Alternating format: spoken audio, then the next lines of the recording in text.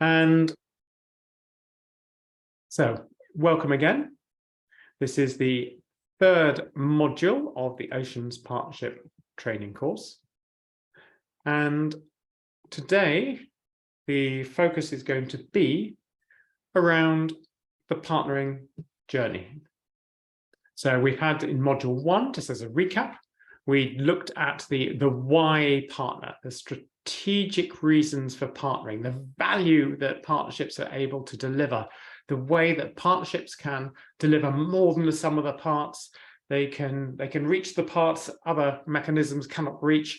They are able to deliver more innovatively, more efficiently, more effectively than traditional approaches. They can lead to system transformation by utilizing the levers of all societal sectors, from policy and regulation to finance to commercial approaches to capacity building to social capital, knowledge of a community.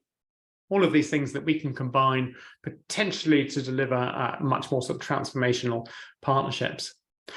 But we also looked at the fact that in a partnership, the challenge really is around how do we ensure that the partnership is delivering. And here we know that the partnership relationship is an enormously important part of it.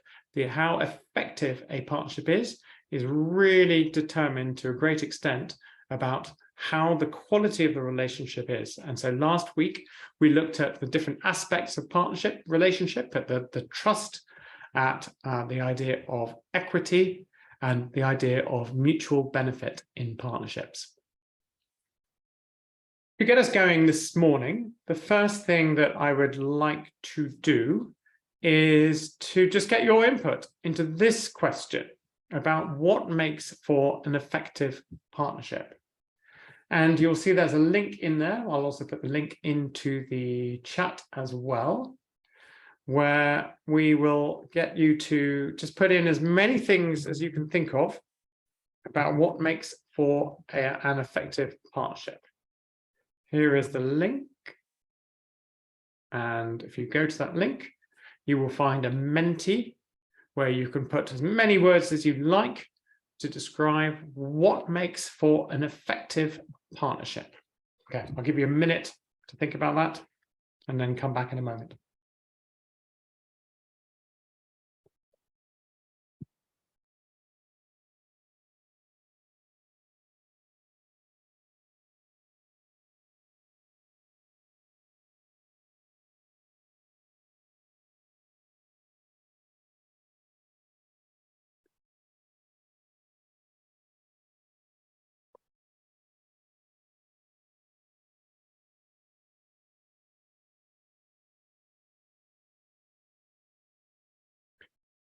So Joyce, if you're I don't know if you're able to put that into the Mentimeter, if you can share it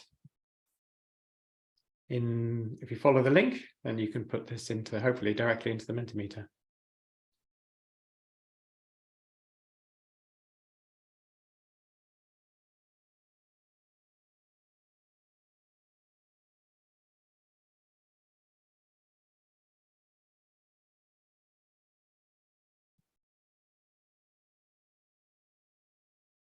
This is great. We've got a number of things coming up. Just give you 20 more seconds.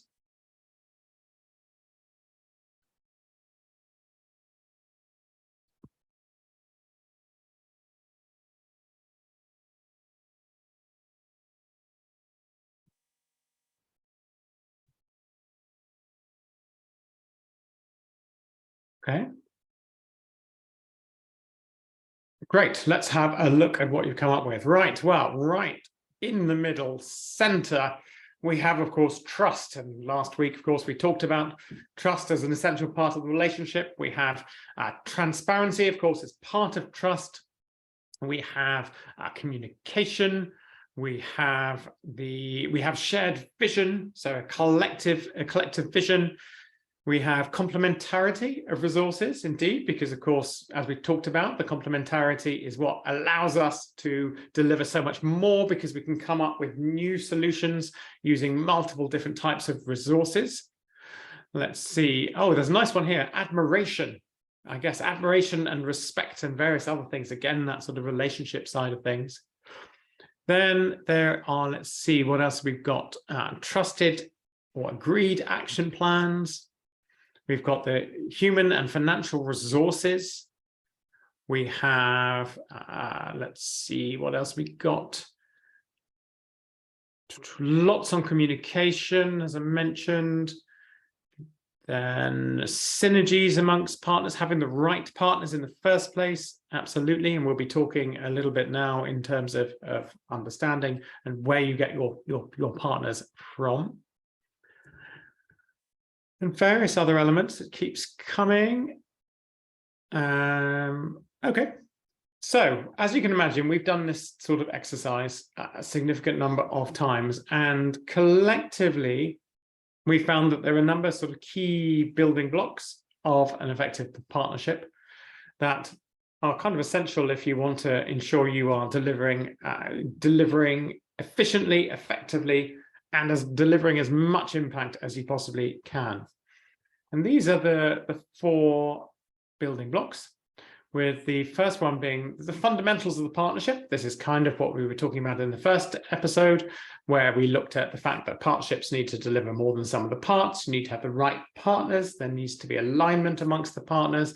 There needs to be a collective objectives, collective vision that can deliver significant value to all the partners. That's kind of the fundamentals of partnership. The second element, and of course it came a lot into your word cloud, is around the partnership relationship and the trust, the mutual benefit, the commitment, etc., that creates that strong relationship that allows a partnership to move forward faster and can deal with any issues or challenges that come up. If you've got a strong, trusting relationship, then you can deal with anything, well, within reasonable consideration. Any issues are much more easily dealt with. Now, the third element, which hasn't come up too significantly, in fact, I'm struggling to see it at all, really, in your word cloud, is how the partnership is set up and structured, and the importance of that. And in particular, issues around governance are massively important. Now, how do you make decisions? How do you ensure that there is equity in a partnership? How do you make sure that those, for example, closest to the problem, often those within communities that are most affected, how do you ensure that they are true partners, that their voice absolutely is properly heard in the decision making of a partnership? So things like the governance structure is actually significantly important.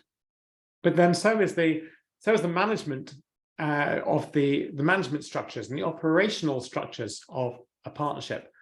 And the more complex the partnership, and the bigger the partnership, and the more funding is involved in the partnership, then the more that you really need to think about those governance, management, and operational structures to ensure that you are delivering effectively. The other element, of course, is the partnering agreement. And we'll talk a little bit about partnering agreements later on, about the importance of having that sort of partnering agreement. Then finally, there is something around the management and the leadership of partnerships. In terms of leadership, we know that partnerships can be most effective when they are helped to be driven forward by leaders from the partners, who are really willing to sort of be out there, really push and help to drive collaborations, drive partnerships. But then the management of partnerships is extremely vital as well, and both in terms of project management, because when you're working in partnerships, then it's like having to do project management on steroids, because you're dealing with multiple different organizations, each with their own internal systems and processes.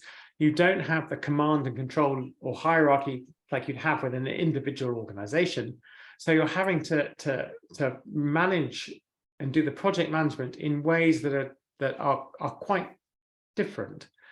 And which means you have to triple the amount of communication. You certainly need to have a strong relationship, etc., etc. So the collective project management gets much harder with partnerships. But the second element about partnerships is the absolute need for ongoing relationship management as well. You need to ensure that the relationship is strong at all times. If there are any issues or challenges, that they are talked about early.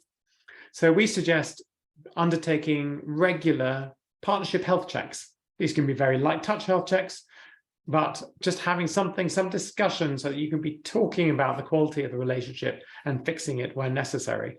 And tomorrow we will be looking into detail at these approaches to partnership health checks. And then the third element of the management and leadership is really around the iteration, that partnerships, when you first start a partnership, you never have enough information. You can never understand the context sufficiently. You can never understand how partners work. So in partnerships, particularly large partnerships, it's very important to start modestly, start smaller, develop your systems and processes as you're actually delivering together, understand your partners better, and constantly iterate. Track what you're doing, see what the issues are, see the things that you've learned, how that affects your design, and iterate your partnership as you go. I should say, in all of this, in the chat function, please do put any thoughts, comments, questions as we go, and we'll try to make it as interactive as possible. So those are the building blocks that we see for effective partnerships. And today we're going to be talking about the partnering journey that partnerships will undertake, or that you will undertake to support partnerships, in part to build up all of those building blocks. And of course, the more complex the partnership, the more important having all of those building blocks are in having them in place.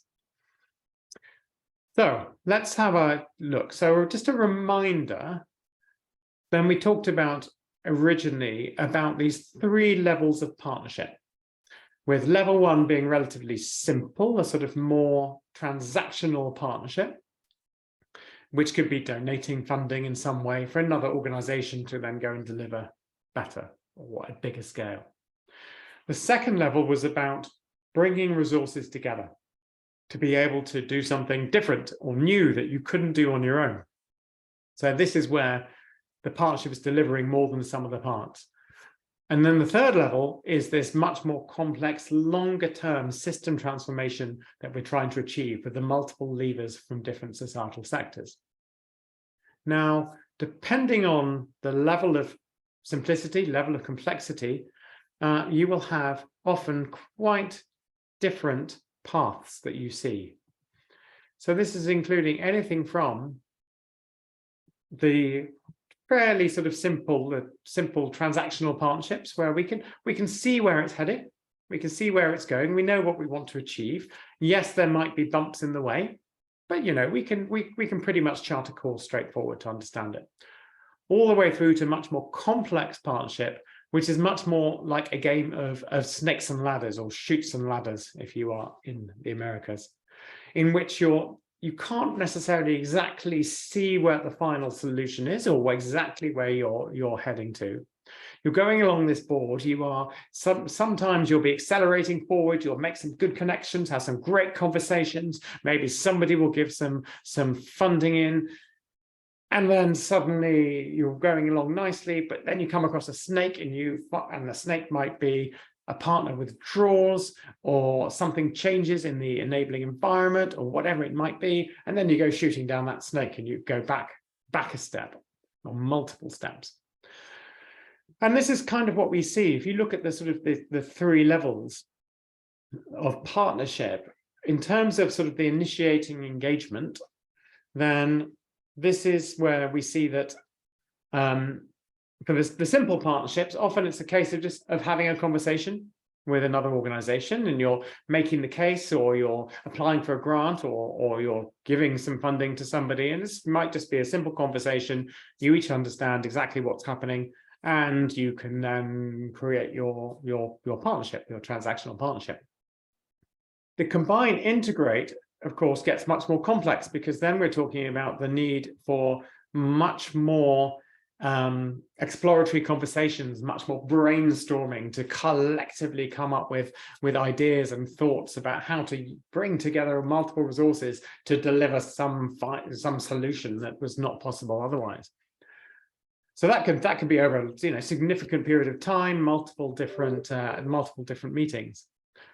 The system transformation approaches get more and more complex, where you're probably talking about multi-stakeholder dialogues, again over a period of time, being able to sort of really understand the issues, understand people's viewpoints, understand the system, etc., etc. So that's significantly more.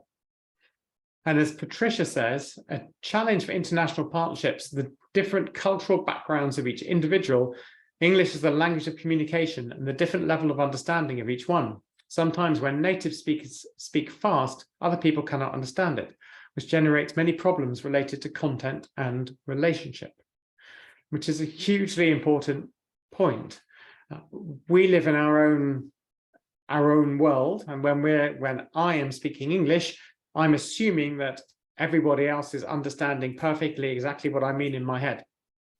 But the reality is that both in terms of different sort of cultural lenses, but certainly in terms of language and coming from different frames of reference, other people will have a different understanding perhaps of what I'm saying. So in all of these interactions, I think it's hugely important to be able to undertake active listening, for one thing, to be able to be pretty certain that that what you are saying and what you are hearing, that you are getting across what you mean and you are understanding what people are saying.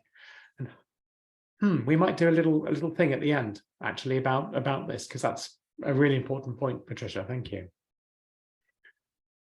So how do you get going? Well, we talk about the idea that you always start partnerships with the issue. What is the challenge? What are you trying to solve? And then undertaking a stakeholder mapping around that issue, that challenge.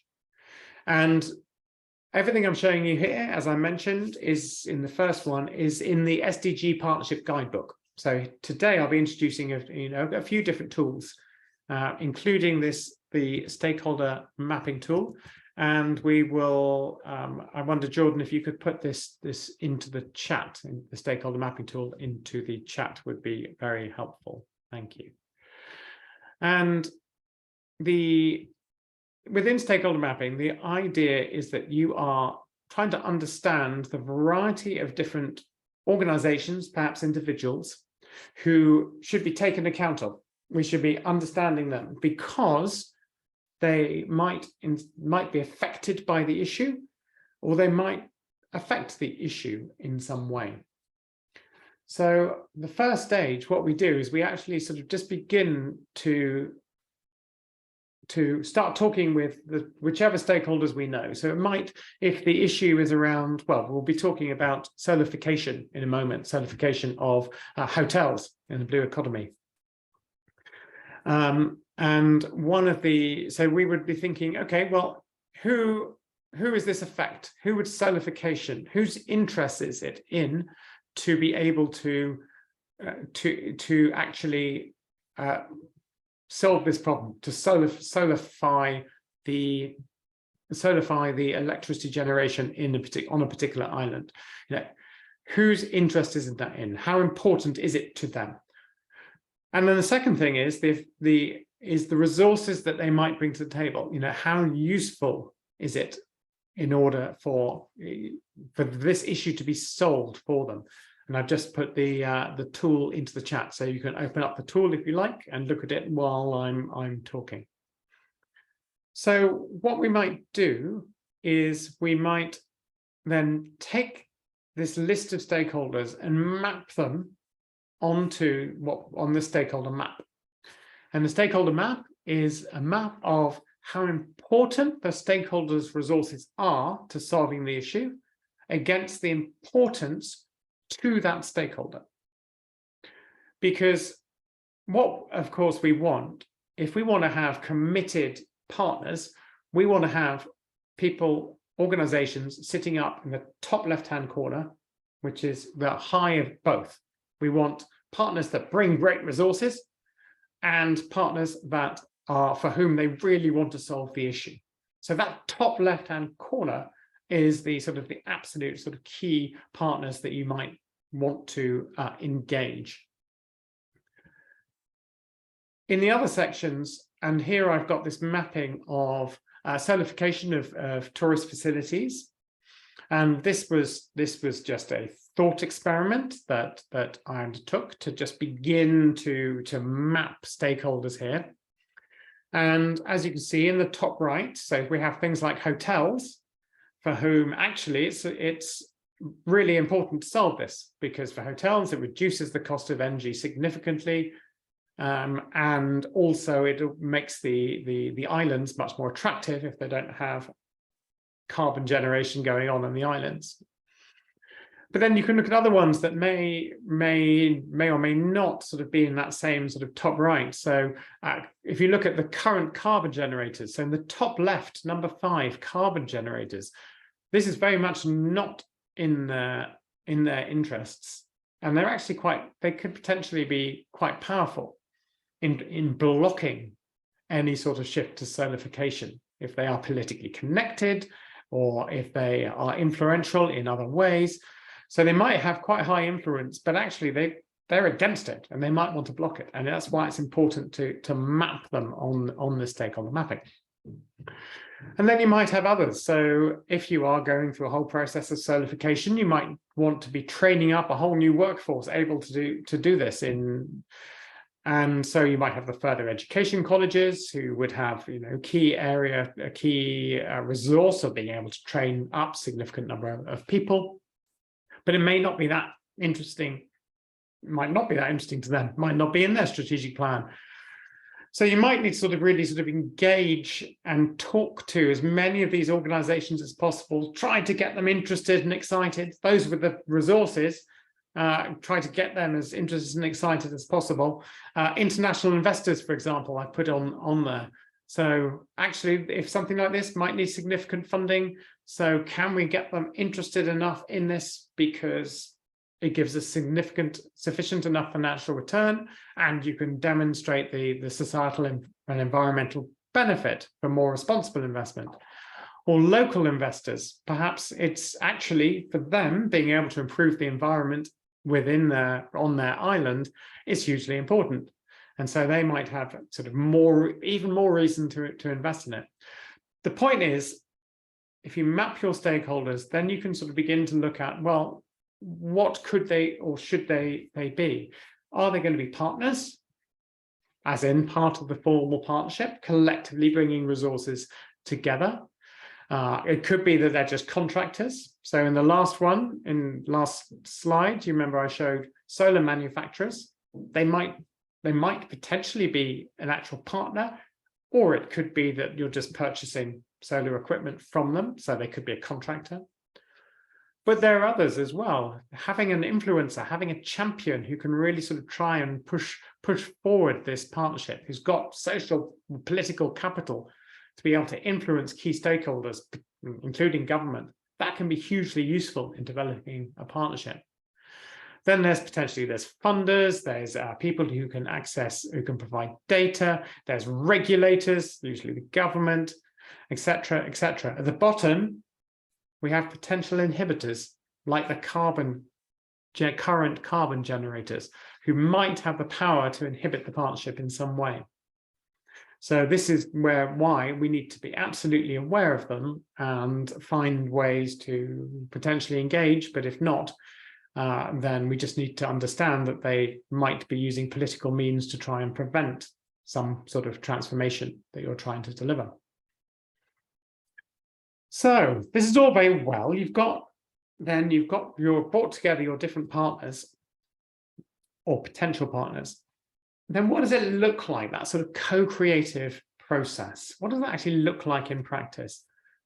And this is where we sometimes think about this idea of the double diamond. I guess some of you might be familiar with the double diamond when it comes to, this is a kind of a design methodology. And the way the double diamond works is the first level is really about understanding the situation, the issue. And then the second element is then going on to then design based on your understanding. And the reason why it's a diamond, so if we just take the understanding part first, is because once we've identified the challenge, and then we're identifying stakeholders, we're engaging as much as possible. We're in this first bit is discovery. We're opening things up, trying to get as much intelligence, engaging as many organizations and people as we can, really trying to understand the system. That's kind of the discover part. But then this has got huge. We then need to kind of focus this down to something that's manageable and an understanding of enough understanding of the system that is comprehensible, that has got the buy-in from the various stakeholders. So we're kind of then properly defining the problem, the system, etc. Once you've got that, then of course it's the design phase is where you are engaging multiple partners. And this is quite a sort of a brainstorming where you are coming up with as many ideas as possible to tackle the issue. You're widening the possibilities. You are being as creative as you can. You're coming up with crazy ideas that'll never work, but maybe there's a nugget in there that you can pull back into the realms of reality that collectively maybe you can deliver together. But again, once you've widened and you've got multiple viewpoints, and sometimes this stage can get really confusing and you feel stressed because you just don't know where it's all going, well, that's when then that's a question then focusing it down and defining it and really collectively understanding what your partnership program is going to deliver. And what does that actually look like? And it's worth thinking about what we call the sort of the partnership journey here. Because if you think about a number of sort of partners collectively coming together and collectively negotiating their partnership, developing and negotiating the partnership, it can sort of look a bit like this, where you've collectively understood the alignment of interests amongst these partners. And then it's quite easy to sort of agree some sort of overarching vision.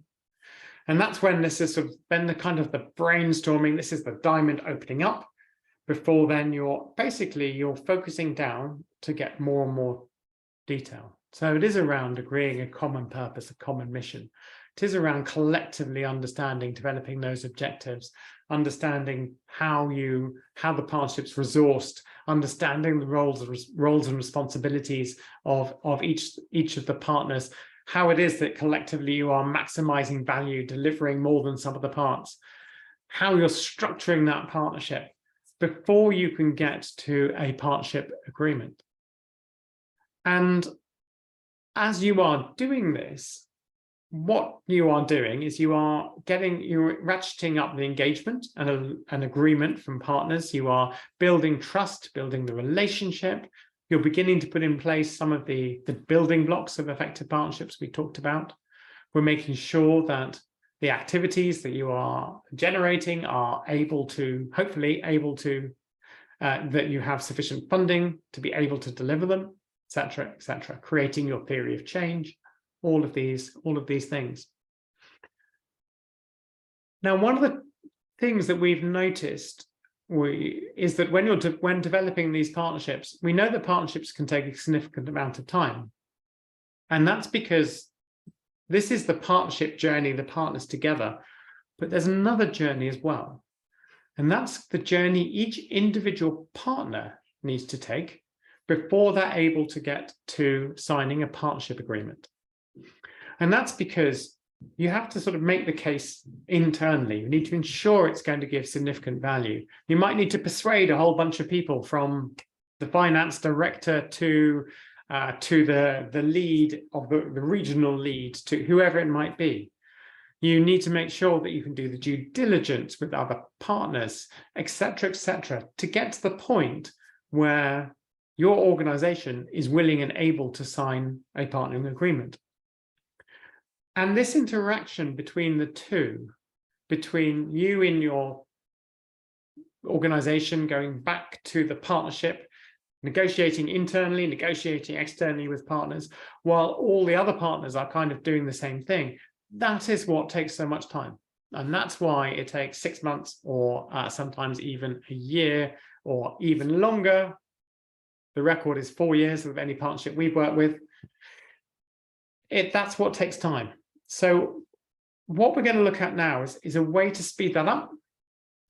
And I'm going to introduce a tool, an assessment tool, that will help the speed up of this journey. And then we're going to put you into groups to then discuss the specific tool, how you might use it, how you might adapt it to your own specific organization, your own specific situation. What this tool is, it's what we call the Perspective Partnership Assessment Tool. And this is in the SDG Partnership Guidebook, tool number 3. And the aim of this tool is to, in a sense, allow you to see where you are in your internal partnering journey. Because contained within this checklist tool are all the things, or many of the things that need to be in place before you're able to sign a partnering agreement. So things like having the partner being an acceptable partner, that you've done the due diligence, for example. Things that, like, you are clear that partnership is going to create significant value, that it's going to be strategic for your organization, that you have sufficient financial resources in place to engage in this partnership. And the way the tool works is it's a living document. So you would constantly be updating this document. And what it does is if it's all done, like you've done your due diligence and you're clear they're acceptable partners, then you tick the green, and that's great. But what you need everything to be green before you can actually go ahead and partner. And so if something is red, if you realize that something's red, for example, that the costs are not acceptable in relation to the value gained, then you can't go ahead and partner. Then that's it. You need to be able to then walk away. Most things often will be sort of amber, and that means that things might become acceptable with adjustments. And on the other side of the tool, you'll see for each of these areas, there's sort of more details around what that means in practice. So, for example, in terms of risks, gives you a list of multiple different types of risks that you need to make sure are sufficiently low or sufficiently mitigated. But what this means is that at all stages, you know exactly where you're at on your partnership journey, because you know what the next step is. You know that if you haven't, one of the things is internal buy-in, is if you didn't have the internal buy-in, then that's the next step on your list, or one of the steps on your list. So you know where you are on your journey. But if your partners are doing it as well, then the partner can also follow exactly this approach with an assessment. They know exactly where they are as well. So you can compare notes, you can complete the partnership assessment tool separately, but be able to demonstrate at all times where you are on your partnering journey, to be able to then come together in this partnership. And thank you very much for the comment about a case study related to the creation of such partnerships. And indeed, that's one of the things that we're going to be asking our colleagues about. This is one of the reasons why we have our discussion panel after this, to be able to illustrate exactly these types of things around partnership development. But what we're going to do now in the peer-to-peer exchange is going to ask you to take a look at this tool, at this internal perspective partnership assessment tool, and to spend maybe about 10 minutes looking through it in order to understand both. Well, for one thing, it gives an opportunity to really understand what needs to be in place before one should move ahead with a partnership. But what I'd like you to sort of bring back and to capture in the mural, like we did in other exercises, is how you would use it in your organization and what you would change in order to be able to contextualize it to your specific situation.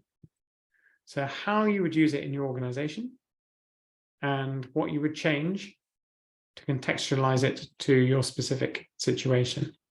And we'll put those questions into the chat. If you could all just click now in the chat to download the tool, so you have it when we go into the breakout rooms. So make sure you have that. And we'll be in breakout rooms for maybe about 10 minutes or so, should be fine to get a bit of a feel. And then we will come back here to discuss what's come up. Please make sure to put your input into the mural, and away we go. Jordan, yeah, send them off to the rooms.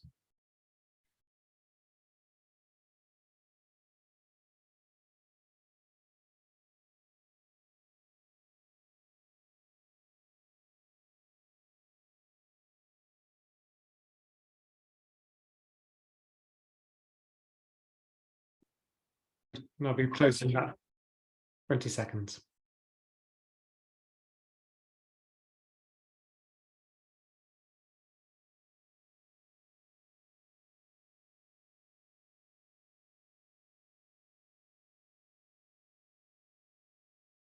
Welcome back, everybody.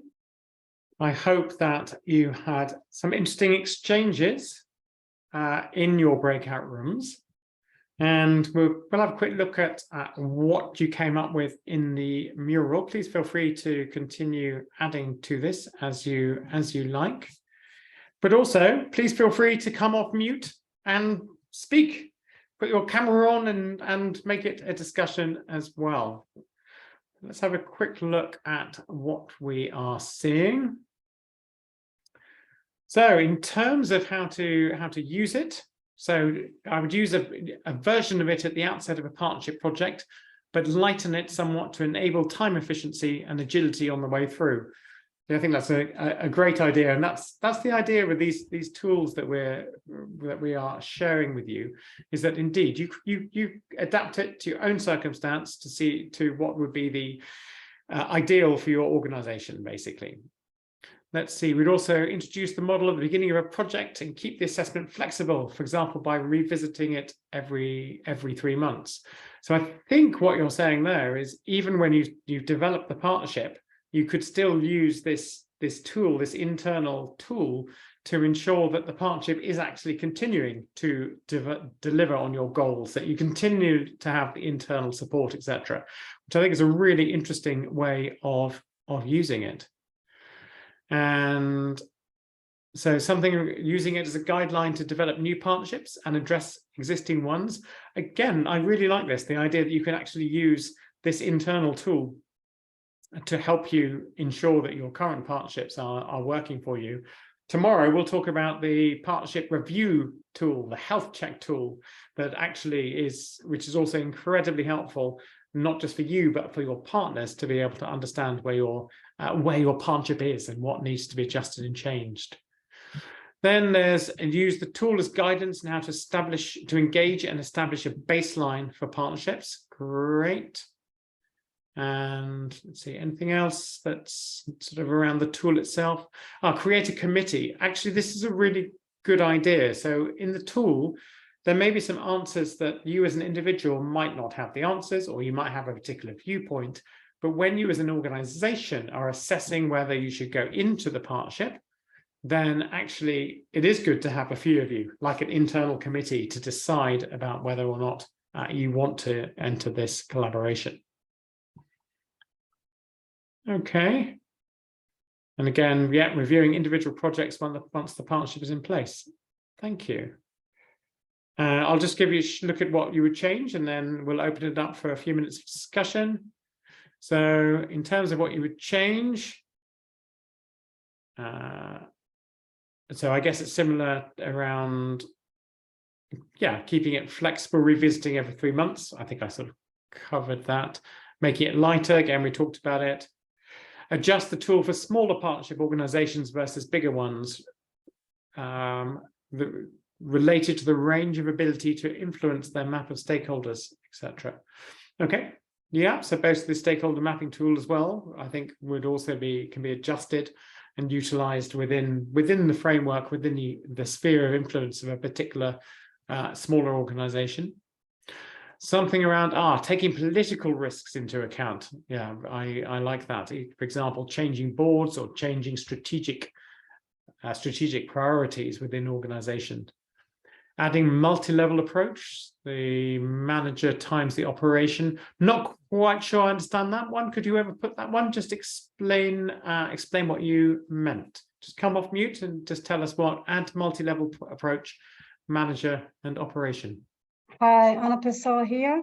That was discussed in the group that sometimes you do have an alignment with the managerial level, but when it comes to operations, there are different incentives. So it's not that easy to get this among the whole organization. Now we're considering this tool, we're considering the partner as one single actor, let's say, and there can be different levels and incentives there. It's a really good point, yeah. And this, this of course is the internal one. So this is about us considering our own organization, and the alignment, as you say, is so important. And one of the things that we see a big challenge is something we call Davos syndrome, in which the CEOs or executive directors of organizations all go to Davos and they have a great time, and they all get really excited and they all commit to some sort of partnership because the world needs yet another partnership conducted or starting at Davos. And then when they get back home on the Monday morning, then they ask their colleagues lower down the organization to deliver this partnership. And actually it doesn't necessarily deliver strategic value. It's not the right thing, particularly the right thing to do. Meanwhile, you've got the executive director all excited by it. That happens all of the time. We've had to clear up multiple messes of organizations, including the British government, including, actually, I've just remembered this is going to be a public webinar, so actually I won't talk about some of those, but certain organizations where we've had to clean up real messes because they've committed to something and actually didn't know how to deliver it, wasn't strategic for the organizations, etc. We've got include juridical aspects of the whole project setup. Is that the legal aspects, I think, maybe? Is that what that's referring to? Great. Map the scenario before assessing partner. Again, not sure what that one is. Do we know whoever mentioned that one? That's me again. Yeah, I was just suggesting that sometimes you enter a new scenario for this project and you're not quite sure what's the reputation of the partner in this location, etc. So by choosing a partner, you may be excluding others to participate. So you should better first assess the whole scenario before assessing the partner himself. Great. Yes, I think that's a really good point. So when you're stakeholder mapping, hopefully you will have a whole range of potential partners, and then yes, you will do a certain level of absolutely due diligence before you're entering really sort of clear negotiations with partners, so that you are working with partners that you are fairly confident that you can work with. Okay, what have we got in the chat? A couple of people leaving. All good. So just any further thoughts, etc., on any of those aspects before we move to our colleagues to form this discussion? Any final thoughts? No, all good. Great. Well, I hope that's useful. I hope you and your partners can use that tool. We've got a raised hand, Emmanuel. Go ahead. Sorry, good afternoon. So good day, everyone. Hi. Please, sorry for joining the meeting late. Please, can I have a throwback on the discussion? Let me know what to answer or what to ask, please. Well, we're just about to move to a new section, a new segment of the workshop. So actually, it's good timing for you to join now. So there's no outstanding question, I don't think. So we're all good to move forward. Thank you, sir. Perfect timing. Okay, so This is the opportunity where we're asking two of our colleagues, so Marcus Knigge from the Executive Director of the Blue Action Fund, which is a major public funder promoting marine conservation and sustainable livelihoods in coastal communities, which is a range of different funders all coming together. And we have Jan Newton, who is the Executive Council co-chair of the Global Ocean Acidification Observing Network, which is a collaborative international network designed to detect and understand the drivers of ocean acidification in estuarine coastal open ocean environments. And we will hear much more about that now and their experiences of partnering, including particularly the development and creation of partnerships.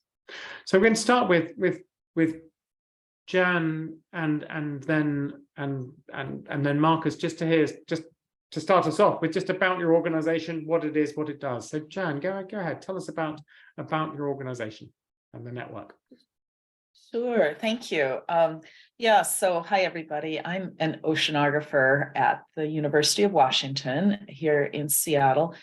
And the Global OA Observing Network, or GOON, as we call it, was created in 2012 by a lot of scientists who recognized that we needed to study ocean acidification, this global problem, in a way that was better coordinated so that we had comparable data and so that we could help each other build the capacity so that we truly did have a global representation. So that's in a nutshell why GOON formed, and it's really evolved since then. We've grown from 60 people in a room discussing this to now over 900 members, globally distributed.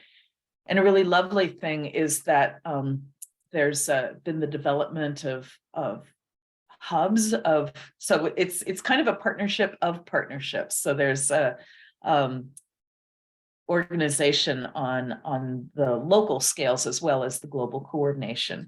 And then now recently, because of the UN Decade of Ocean Science for Sustainable Development, GOON has spawned a program that's UN endorsed called Ocean Acidification Research for Sustainability, or OARS. And so we can talk more about that. But in general, it's really a network to coordinate and highlight and facilitate the expansion of observations on ocean acidification globally. Great, thank you, Jan. I'll be asking you in a minute about how it came together in the first place, but then also how those regional hubs created and all of that sort of partnering element of it. Marcus, please tell us about Blue Action. Thanks, Darian, and hello to everyone. I'm heading the Blue Action Fund, which is a rather young foundation. It was established in 2017, first of all at the UN Ocean Conference. That's very same year, and was created by Germany. But soon after, it was joined first by Sweden, then France, and last year Norway, and this year Ireland. So basically, I have 5 funders who are all not just mentally supporting the foundation, but also in terms of financial resources. The funding is all overseas development assistance. So we only operate in the global south, and we focus on marine protected areas and coastal communities. And we fund NGOs. So it's always a good question. I was thinking about it when you said describe your partnership. Who are your partners? And it's always a good question, because I think in the first partners I would mention is obviously the funders partnerships, those who provide the funds. But then we have also partnerships, obviously, with our implementation partners, with our NGOs, and we encourage partnerships in these projects, and we partner with philanthropic foundations because we also need match funding. And so if depending on your definition of partnerships, it can be easily become quite a mess in terms of how you describe them, or different dynamics also, and also different codification of these partnerships. Anyway, just to give you a first sense where I'm coming from. Thank you, Marcus and Jan. Yes, well, I mean, Marcus can maybe continue. Firstly, I mean, we see the first step is your donor partnership, your funder partnership. What have you seen about how was that developed in the first place? You got, of course, Germany was started this off, it sounds like. Yeah.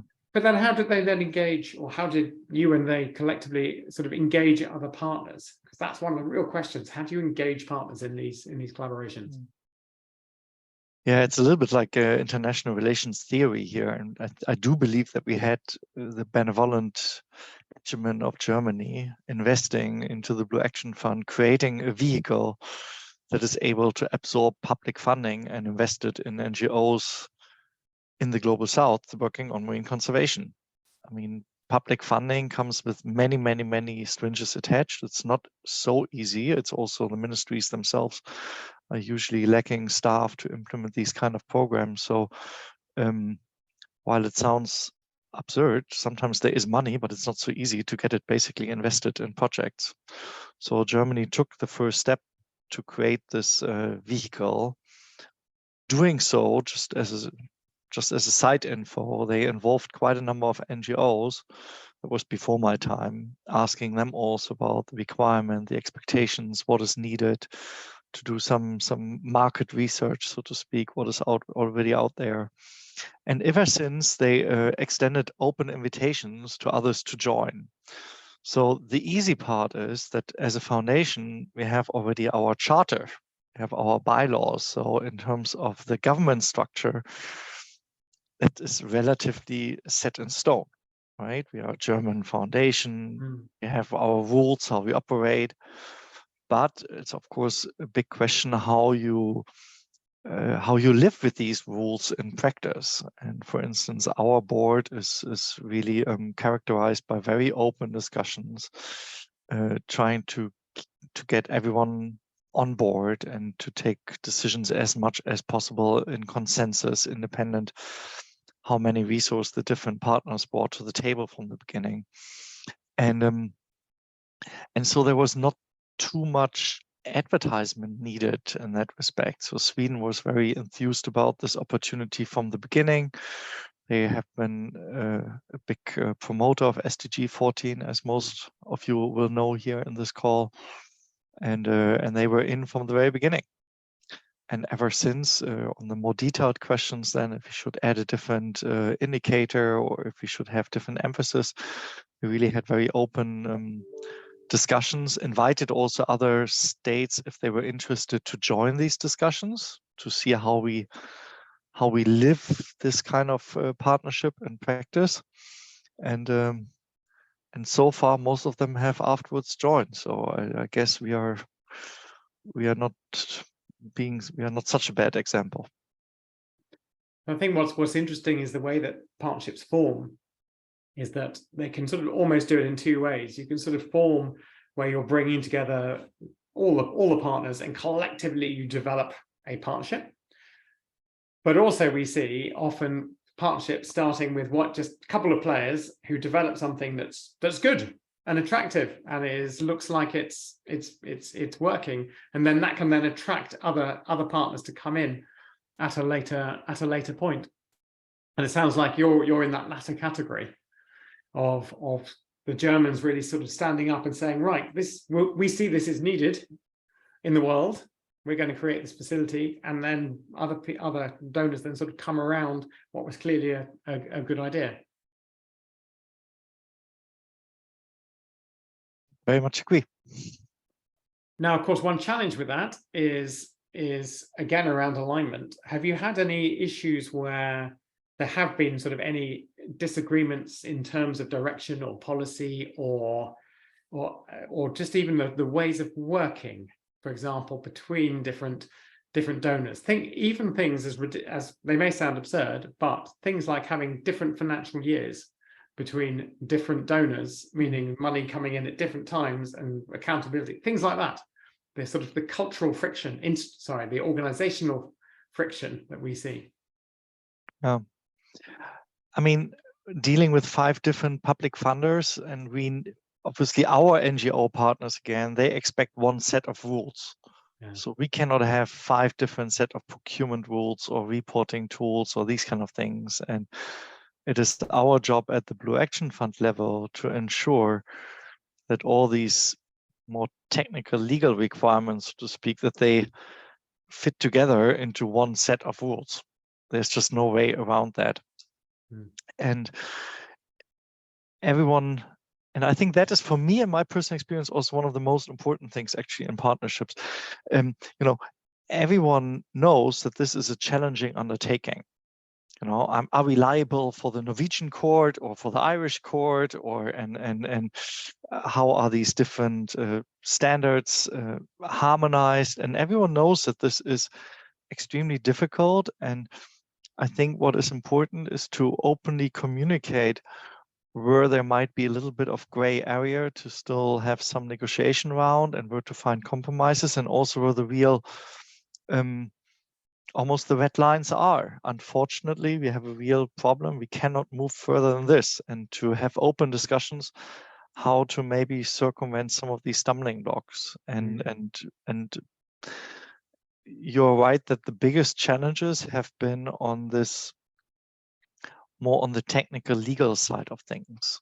I think in general, the idea, you know, that massive financing is needed, that NGO partners are the right way, at least for one funding vehicle to support them. In the end, also in terms of projects or thematic calls. And obviously we have some discussions about fine-tuning the strategy, but overall, this has been solved in a very easy manner. And I think maybe it's the overarching objective that is also keeping everyone really together, because you know, there is this joint assessment that financing is needed, and that it's not that easy at the moment to effectively and efficiently channel funding to marine protected areas. And so there's a strong sense also to make things possible. To make things work and just make it happen despite these organizational differences. And we certainly saw in COVID, so many organizations coming together and being able to partner far faster than normal, because the overarching goal, the threat was so great, and the overarching goal was enough to just say, make it happen. Doesn't matter about our rules, lawyers, find a way to just make it work. And you sort of push people together, and eventually it happens. And when you're talking about country level partnerships, or sort of various of these sort of ocean partnerships, either regional or in country, you still get organizational cultural clashes, and it could be on the legal side, it could be on the financial side, it could be just ways of working, and the closer you work together, the more they become a problem to get to work together around. But Jan, you're a network, which means you're much less sort of really sort of close, I guess. You're not necessarily so integrated and knitted into partnerships, or rather your members are not. So perhaps those sort of organizational cultural differences are not causing so much friction, because they're not rubbing against each other all the time. Or have you still found examples of that? Yeah, excuse me. Thank you for that question, Darian. With Go On, what's really been, well, I should preface that it really is grassroots. We started with a good idea that was put forth at a Ocean OBS 09 meeting, and it became 62 people from 23 nations in a room that gave birth to the idea that Go On should go forward. Now we're at over 900 people from 105 nations. Wow. That have come together to do this. And there's different scales of the organization. As I mentioned, we have regional hubs that have sprung up. There was one that started in Latin America. Now there's 9 globally distributed, and they're growing. I think of Go On as kind of a partnership of partnerships, in the sense that there's different levels of organization where people are interacting. And that is important for a topic like ocean acidification that is a global issue, to have that global reference, but it also is important to work locally with your partners in your area, because for the on the ground stuff. So that's helpful. I think what's been the biggest challenge for us is understanding that the capacity is not evenly distributed, and really working hard to make sure that those things happen. So there's been several means of doing that. A mentor-mentee program, it's called peer-to-peer. The Ocean Teacher Global Academy is an online course. And so trying to figure out different modalities. So with peer-to-peer, it's like one-on-one and very intensive, where this Ocean Teacher Global Academy is an online course. People can take it. It's there's no charge for it, so we're trying to make it accessible, but it's a bit more passive. So doing a variety of approaches to the problem, and then it really resonated when you were talking with Marcus about resources. So GOAN has a executive committee that guides it, but we have a secretariat that's composed of 3 organizations in the US, NOAA, and then IOC UNESCO out of Paris, and then the IAEA out of Monaco, the Atomic Energy Committee, Associate, whatever, IAEA. And so each of those entities puts forth a person or a half of a person, or however it's structured, who's working on this. But so often what GOAN can do, in terms of developing these opportunities, is really limited by how many hours in a day that person can work on things. So it definitely, that is a challenge. I don't feel like we've had conflicts, because people are participating because they want to, and because it's a good idea, and that they see a mutual benefit. It really resonated to me when you started the course today. You talked about trust and mutual benefit, and I think it's really true that GOAN can offer not only training and the capacity building issues, but because GOAN exists, and let's say a scientist goes into their nation or their government and says, I really think we should do something about ocean acidification. Here's my idea. Versus, I think we should do something about ocean acidification. I'm part of this global entity, GOAN, and here's what all collectively these scientists are working towards. And I really think we should do X, Y, and Z. That's the benefit that goes both ways. And then also, when we have that coordination, we're getting more meaningful data because it's intercomparable, and it can support SDG 14.3, which is on marine acidity. And so it tends to be something that is, like I said, it's participatory because people see benefit in it.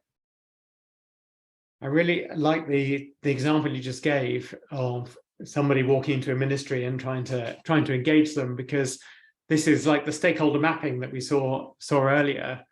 Obviously, they're an important ministry, they're an important stakeholder, but they may not necessarily see the importance of ocean acidification.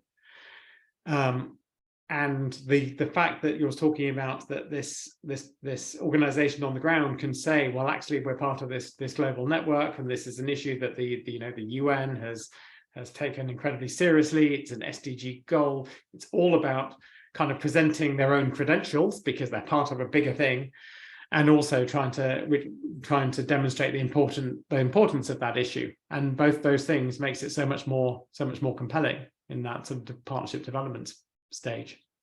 Yeah, absolutely. It really does.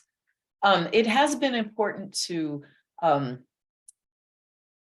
also define the relationship of GOAN. For instance, I mentioned these regional hubs that have cropped up, and that's been really lovely to see that more local scale organization.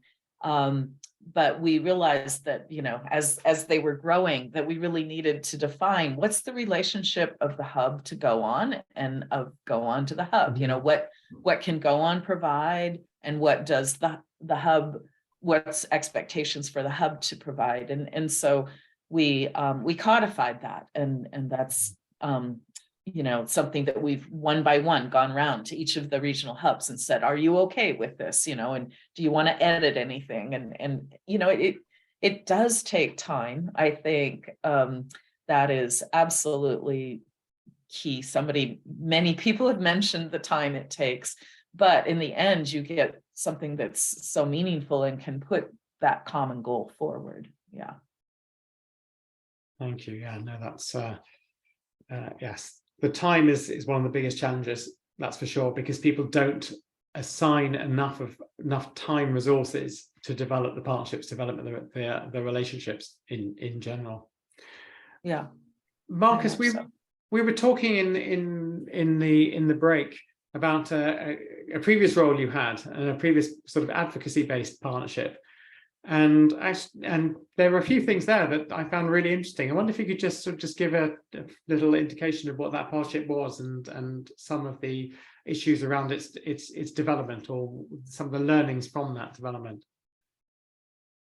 Yeah, my previous job, I worked for an NGO, and we set up a coalition of more than 190 organizations to do advocacy work in the European Union context. So lobbying, you could say.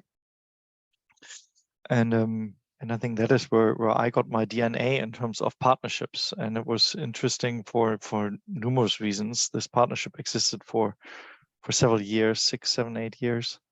And we were lucky that we had quite some resources as the convening organization, so to speak. But it was interesting because they had very different partners came together, from small scale fishers to aquariums, NGOs, social NGOs, and all convening behind higher level objectives, despite obviously having some more emphasis here and there.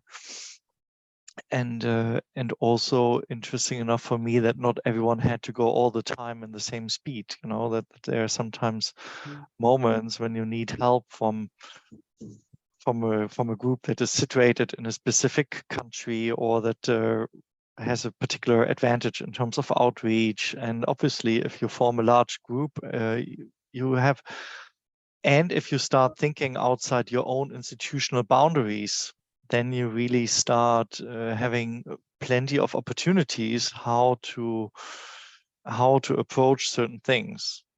And I do believe that this it's true for my previous job, but it's also true to my current job, that most of the problems and issues nowadays are so complex that they are not solved by any organization alone.